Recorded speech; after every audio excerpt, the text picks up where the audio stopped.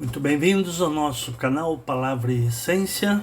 Nosso objetivo aqui é expor a Palavra de Deus, a Bíblia Sagrada, de modo que o ouvinte possa conhecê-la e colocar em prática na sua vida. Se você não é inscrito no canal, por gentileza se inscreva, compartilhe nas suas redes sociais e deixe o seu joinha ou o seu não joinha lá para mim. E faça um comentário de pelo menos 3 palavras, que isso ajuda na divulgação do canal. Hoje voltaremos ao estudo da primeira epístola de Pedro, que nós interrompemos no domingo passado por ser o domingo de Páscoa, e falamos sobre a ressurreição de Jesus. Hoje nós vamos falar de Pedro novamente. Pedro, capítulo 2, versículos 18 até o 25, vai falar dos deveres dos servos cristãos. A Nova Almeida Atualizada colocou o subtítulo de Os Servos Cristãos e o Exemplo de Cristo.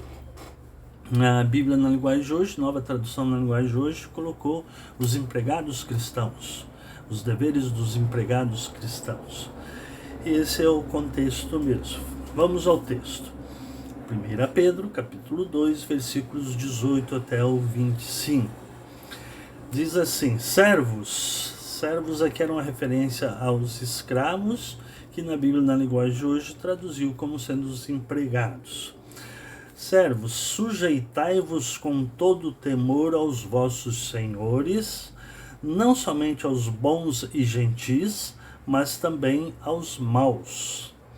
Pois digno de louvor é o fato de alguém suportar tristezas, sofrendo injustamente por causa da consciência para com Deus.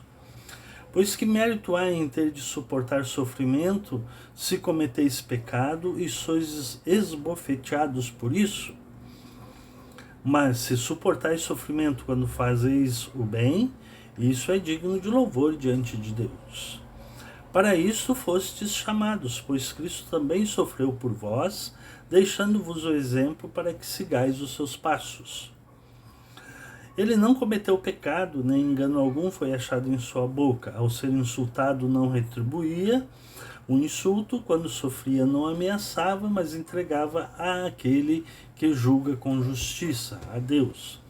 Ele mesmo levou nossos pecados em seu corpo sobre o madeiro, para que, mortos para o pecado, pudéssemos viver para a justiça. Pelas suas feridas fomos perdoados, ou sarados, porque vivíeis como ovelhas desgarradas, mas agora retornastes ao pastor e bispo das vossas almas. Muito bem, um dos deveres dos servos cristãos, ou dos empregados nos dias de hoje. Servos, sujeitai-vos, submetei-vos com todo temor aos vossos senhores. Esse é o princípio, o temor ao Senhor. Cristo é o Senhor maior. Esse é o exemplo, é o princípio que está implícito aqui. Então, submetei-vos ou sujeitai-vos com todo temor, com respeito aos vossos senhores, não somente aos bons e gentis, mas também aos maus.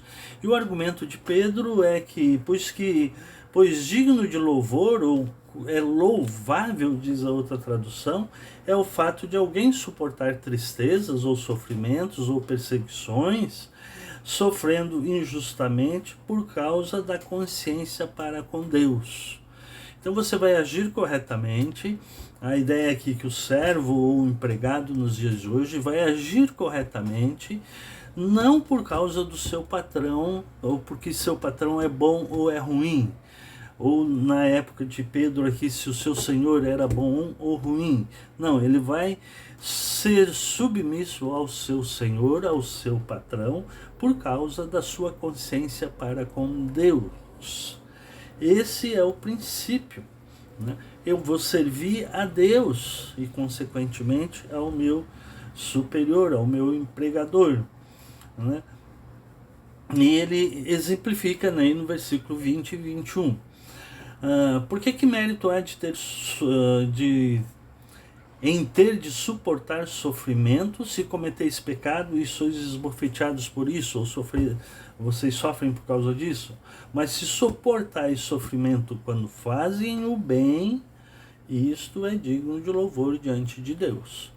Então, o princípio é básico. Se você age errado, se você age incorretamente, se você trabalha somente quando o seu patrão está vendo e não quando eles não estão vendo, e daí você sofre perseguição, não tem nenhum mérito nisso, né? Tá? É por aí.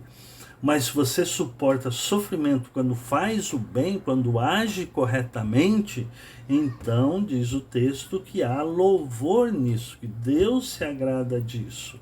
Isso é digno de louvor diante de Deus. Outra tradução, a NAA, diz que isso é louvável diante de Deus. Para isso fosse chamados também, porque Cristo sofreu no lugar de vocês.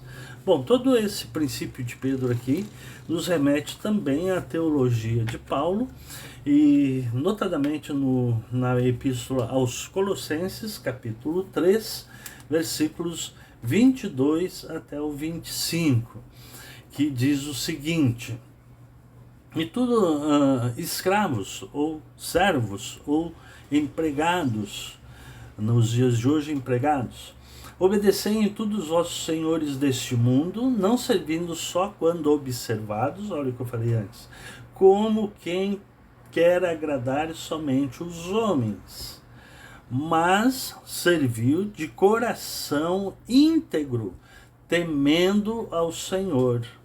Servir de coração íntegro, temendo ao Senhor. E tudo quanto fizerdes, fazei-o de coração, como se fizesseis ao Senhor, e não aos homens, sabendo que recebereis do Senhor a herança como recompensa. Servi a Cristo, o Senhor. Servir a Cristo, o Senhor, trabalhando para o seu empregador, né? Servir a Cristo, o Senhor, né? Não como quem quer agradar aos homens, mas de coração íntegro, temendo ao Senhor. E o versículo 25 diz: pois quem faz injustiça receberá a paga da injustiça que fez, seja o empregador, seja o empregado.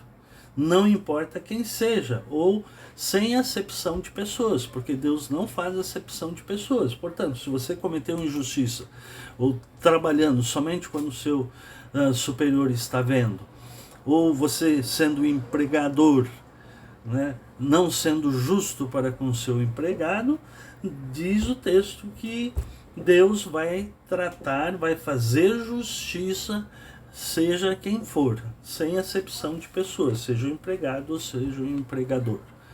Portanto, essa é a teologia de Paulo, que é a teologia de Pedro também, enfim, que é a teologia bíblica. E aí, voltando ao texto de Pedro, Pedro ele diz que nós temos que fazer isso por causa de Cristo, né, e porque Cristo nos deixou o exemplo, né? Versículo 21, para isso fostes chamados, pois Cristo também sofreu por vós, deixando-vos o exemplo para que sigais os seus passos.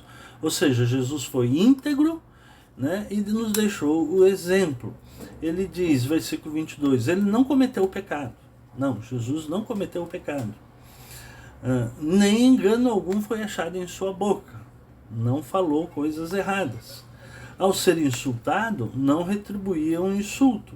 Quando sofria, não ameaçava, mas entregava àquele que julga com justiça.